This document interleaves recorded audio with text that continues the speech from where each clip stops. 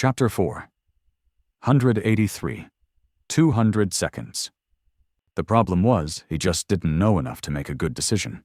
And even then, was he even qualified to make it? Sonny had a lot of experience dealing with various situations, possessed a quick wit, and was street smart, as well as having a real talent for killing things and remaining alive. Without wasting time on false modesty, he could admit that he excelled at many things. But were the things he excelled at even applicable to training a young girl for the nightmare spell? After all, what he wanted to give her were not combat skills or survival tactics. Those she was being taught already, in an elite school that someone like him would have never been able to attend. What he wanted to give her was a mindset that would allow her to survive in the unforgiving hell of the dream realm. And mind was a delicate thing. If he went about it in the wrong way, he could bring more harm than good. Not to mention that everyone was different, and what worked for him was not guaranteed to work for someone else. Take his own friends, for example. All of them had wildly diverging mindsets, but each had been able to thrive even in a place as dire and harrowing as the Forgotten Shore. So, what the hell do I do? Sonny massaged his temples, then sighed. First, he had to observe more and understand more. Whatever he wanted to decide, it was stupid to try and base that decision on observing Rain for a single day as she went about her classes. Maybe I'll get inspired, or my intuition will give me a hint. With that thought, he frowned, finished his tea, and went inside. The next morning, Sonny left his house early and used the transit system to reach the district where Rain's school was located.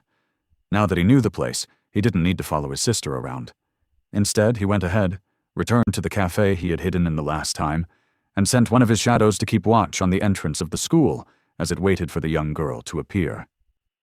Half an hour later, he noticed her figure and silently ordered the shadow to follow Rain inside. I am going to have to keep studying her demeanor for a while. A few weeks, at least. By then, it is going to be clear if my initial impression was right, or if I need to reconsider my evaluation. I'll also understand her strengths and weaknesses much better.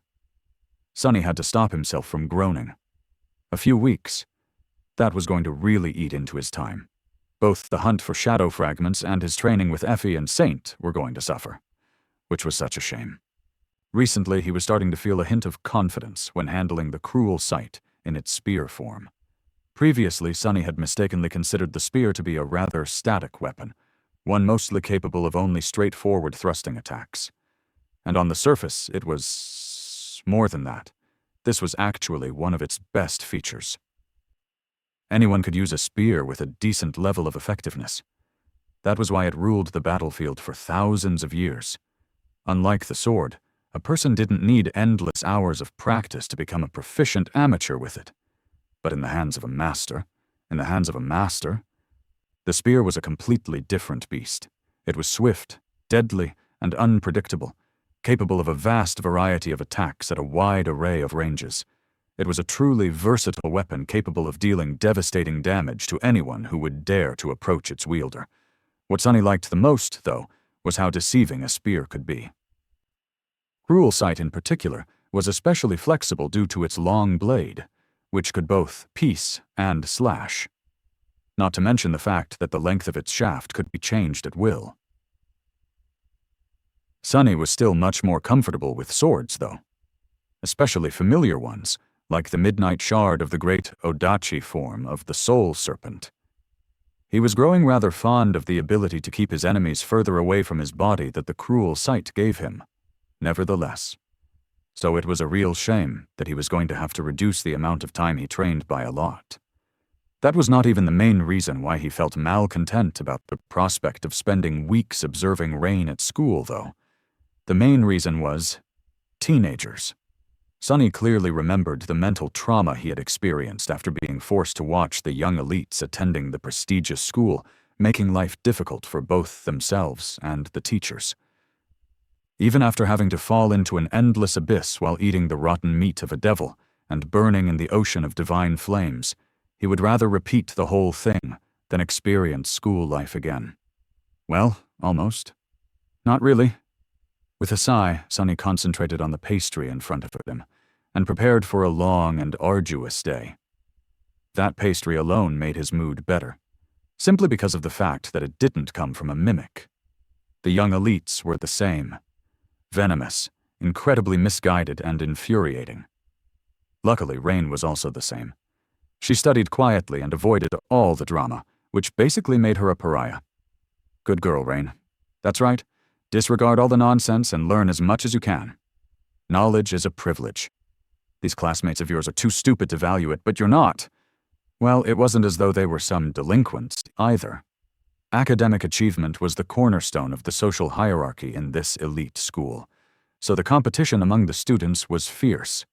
It was just that most saw learning as a tool to earn status, as opposed to the goal. Not that their priorities were any of Sunny's business. Hour went after hour, and at some point he decided to leave the cafe and take a walk to chase away the boredom. But before he could, however, something happened. His communicator suddenly let out a grating, echoing, ringing sound. A second later, the sound repeated. And it wasn't only just him. Every person in the cafe, from the clients to the members of the staff, was receiving the same notification. Sunny's chest grew cold. He knew that sound, of course. Everyone in the world knew and dreaded it. Looking down, he saw the familiar text appear on the screen of his communicator. No. The notification read, "Emergency alert. Emergency alert. Gate activity detected in your proximity. ETA. Divisimti viens seconds. Evacuate immediately."